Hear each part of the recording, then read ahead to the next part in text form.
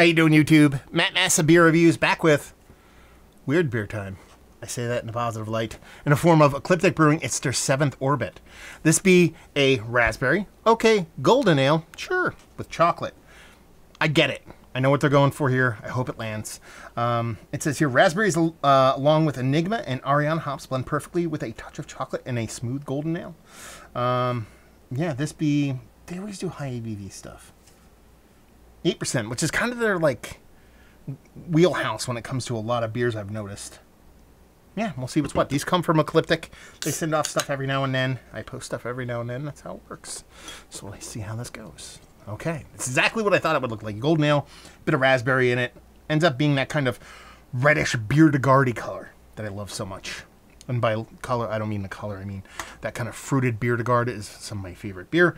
That head looks like it kind of wants to dissipate real quick. Could be the raspberry, could be a little bit of juiciness kind of knocking that head down. It's super rocky, super like weird soapy in the middle, so that head is not long for this world. Label-wise, it's Ecliptic. Some of the labels are alright, but this is a little bit too kind of like, I don't know, like HUD. It's like a HUD from like Halo or something like that. That's what it looks like. Anyway, which makes sense. They do the whole space theme thing, so 'tis what it is. I mean, that head is what it is, but you're talking about adding a ton of fruit and chocolate to a beer, so that could have knocked it down quite a bit. Outside of that, it just looks like a soft, fruit-forward kind of beer. Very much like I said, I like that reddish colored kind of Bière-de-Garde is my favorite Bière-de-Garde. That's what this kind of looks like. So, but if you give it a nice little swirl, that head comes back in spades. Look quite creamy. Let's get a nose.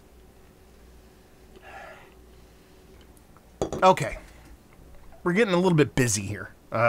Because I definitely get this sweet, slightly kind of, what's the word I'm looking for? Lemony kind of malt vibe out of this. I assume that lemon is from the hops.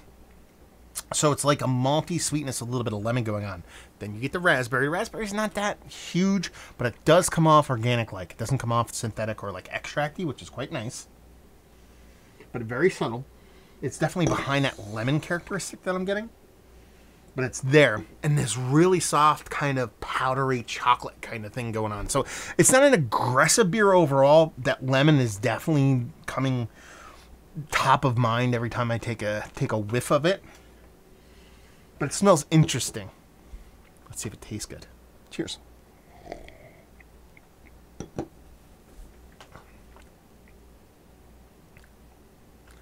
Yeah.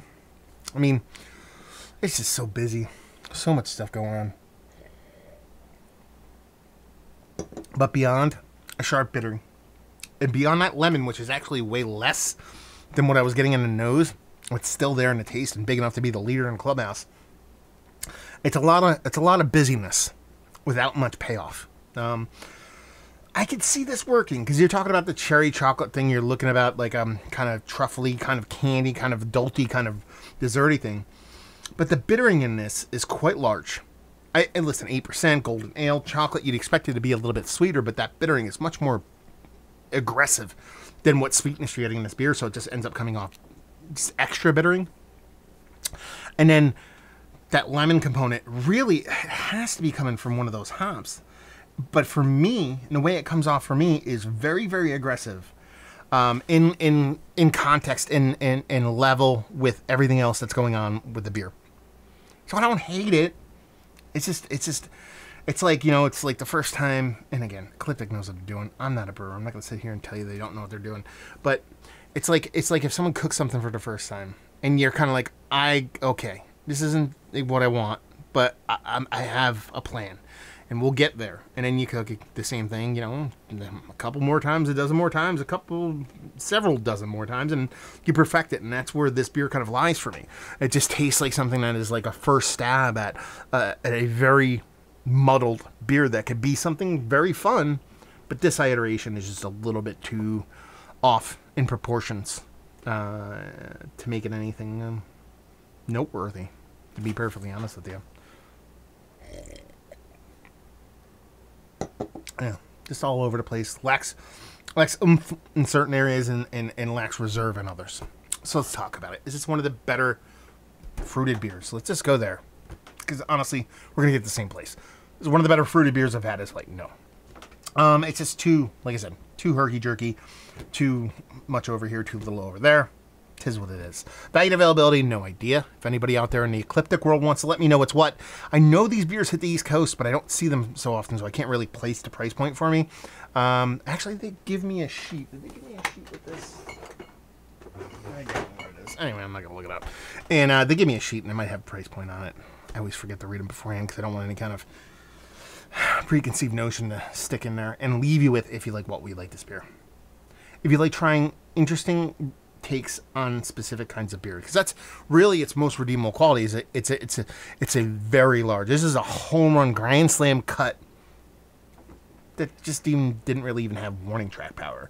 But you appreciate the cut, man. Hey, bases loaded, might as well swing for the fences.